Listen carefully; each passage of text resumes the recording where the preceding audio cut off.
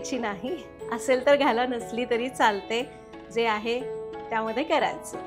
नमस्कार, सरिताच्या स्वयंपाकघरात म्हणजेच आपल्या सरिताज किचन फूड अँड ब्लॉग्समध्ये आज आपण करणार आहोत डाळ तांदळाचा ढोकळा.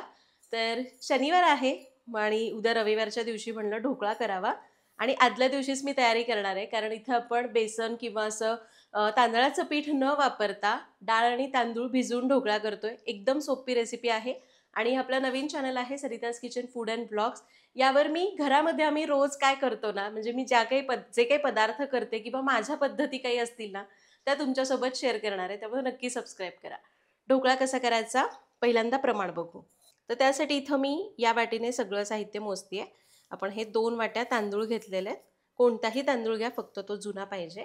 2 वाट्या तांदळाला 1 वाटी हरभऱ्याची डाळ.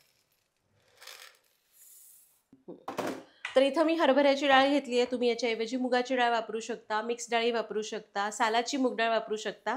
फक्त डाळींचं प्रमाण 2:1. 2 वाट्या तांदळाला 1 वाटी डाळ. आता हे दोन्हीही स्वच्छ धुऊया. आता डाळ तांदूळ मी स्वच्छ धुवून घेतलेले आहेत. यामध्ये घालायचं भरपूर पाणी. यामध्ये भरपूर पाणी घालायचं, यावर झाकण ठेवायचं आणि याला एक 5 ते 6 तास भिजू द्यायचं. आता दुपारचे 11:30 वाजलेले आहेत. मी याला भिजायला घातलंय. 5-6 तास भिजलं की मग बारीक करून घेऊ. तर डाळ तांदूळ भिजायला 5-6 तास लागणारच आहेत. तोपर्यंत मी दुपारच्या जेवणाला मी काय पदार्थ करणार आहे ना, त्या भाजीचा व्हिडिओ शूट करून घेते. तर 5 ते 6 तास झालेली आहेत. मी एक रेसिपी म्हणता म्हणता आम्ही 2 रेसिपी शूट केल्या. एक मस्त भाजीची आहे आणि दुसरी आता मनस्वी शाळेतनं येणार होती म्हणून एक स्नॅकची रेसिपी केली.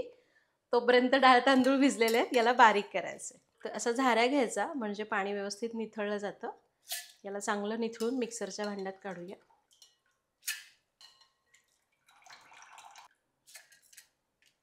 आता हे बारीक करत असताना आपल्याला 1 कप दही घेतलंय. त्यातलं थोडं दही इथं मी घालतेय. थोडंसं पाणी घालायचं आणि याला बारीक वाटायचं. खूप पाणी घालायचं नाही.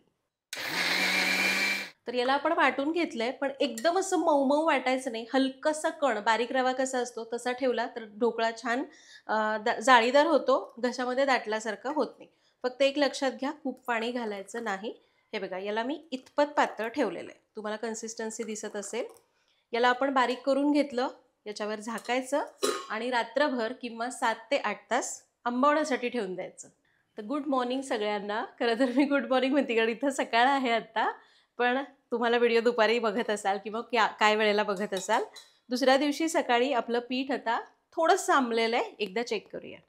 तर हे बघा, आपलं पीठ हलकं हलकं आंबलेलं आहे. हलका हलका आंबूस वास येतोय. अशी कन्सिस्टन्सी याची झालेली आहे. काल थोडं पातळ वाटत होतं, आज आपलं बरंच घट्ट दिसतंय. आता याचा ढोकळा करूया. आता आपण यातलं जेवढा ढोकळा करायचा आहे तेवढं मिश्रण एका भांड्यामध्ये काढूया. अर्धं मिश्रण मी भांड्यात काढलं. यामध्ये जाईल चवीप्रमाणे मीठ, 2 चिमूट हळद आणि अर्धा टीस्पून सोडा, खाण्याचा सोडा घातलाय. याला मिक्स करूया. तर याला मिक्स केलं, सोडा घातलाय त्यामुळे हे पीठ अजून हलकं फुलकं झालेलं आहे. याला लगेच डब्यामध्ये टाकू आणि ढोकळा स्टीम करायला ठेवू. आता इथं या डब्याला तेल लावून घेतलंय. तेल लावलेल्या डब्यामध्ये हे मिश्रण काढायचंय. दुसरीकडे बघा, मी आधीच पाणी उकळायला ठेवलंय. पाणी आधीपासूनच उकळतं पाहिजे. याच्यामध्ये मी कढी ठेवलेली आहे. यावर ठेवायचा आहे हा डबा. झाकण. गॅस सुरुवातीला 1 मिनिटभर मोठा ठेवा आणि त्यानंतर मध्यम आच करा आणि याला एक 10 मिनटं वाफवून घ्या. 10 ते 12 मिनिट झालेली आहेत. बघूया, या जवळ. बघा, मस्त फुगलाय ढोकळा. एकदा फक्त बघूया कसा शिजलाय. व्यवस्थित आतपर्यंत शिजलेला आहे. कुठेच असं पाणी पाणी राहिलेलं नाहीये. गॅस बंद करूया, बाहेर काढूया आणि गार व्हायला ठेवून देऊ. तर ढोकळा पूर्ण गार झालाय. थोडासा कोमट आहे, काढून घेऊ. तर कडा मी सुरीने आधी मोकळ्या करून घेतल्या. काढूया. आणि हे बघा, आपला हा मस्त डाळ तांदळाचा ढोकळा तयार झालाय. ढोकळा झाला, कापून घेऊ आणि लगेच फोडणी करू. हे बघा, हे छान शिजलेलं आहे आतपर्यंत आणि मस्त ढोकळा तयार झाला. तुम्हाला दिसत असेल.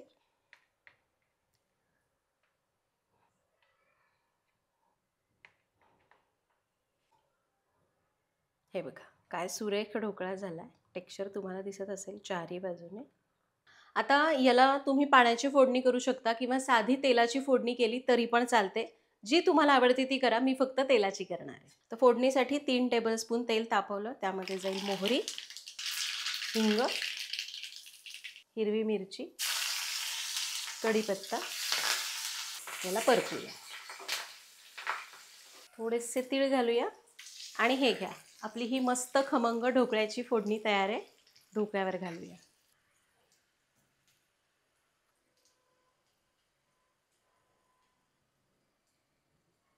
फोडणी घातली, कोथिंबीर विसरायची नाही. असेल तर घाला, नसली तरी चालते. जे आहे त्यामध्ये करायचं. तर मस्त आपली ही ढोकळ्याची फोडणी सुद्धा ह्याच्यावर घालून झाली आहे. फक्त याला ना तेल थोडं जास्त घालायचं जर तुम्ही पाण्याची फोडणी करत नाही तर. कारण तेलामुळं काय होतं, सगळे फ्लेवर्स त्या तेलात उतरलेले असतात. भरपूर तेल त्याच्यात घातलं की ते ढोकळ्यामध्ये उतरतं आणि चवीला खूप मस्त लागतो ढोकळा. तर मस्त ढोकळा तयार झालेला आहे. छान जाळीदार झाला. यातला एक ढोकळा तुम्हाला असा तोडून दाखवते. हे बघा काय मस्त ढोकळा झालेला आहे. तर तुम्ही सुद्धा या पद्धतीने नेहमीपेक्षा वेगळा ढोकळा करायचा असेल तर डाळ तांदळाचा ढोकळा करून बघा. डाळ तांदळाचं प्रीमिक्स वापरून आपण करतोच, त्याच्या रेसिपी मी दाखवल्यात. पण आयत्या वेळी डाळ भिजवून केलेला ढोकळा खरंच खूप वेगळा लागतो. नक्की करून बघा. काही डाऊट्स असतील तर कमेंट्समध्ये विचारा. भेटूया पुढच्या भागात. Happy cooking.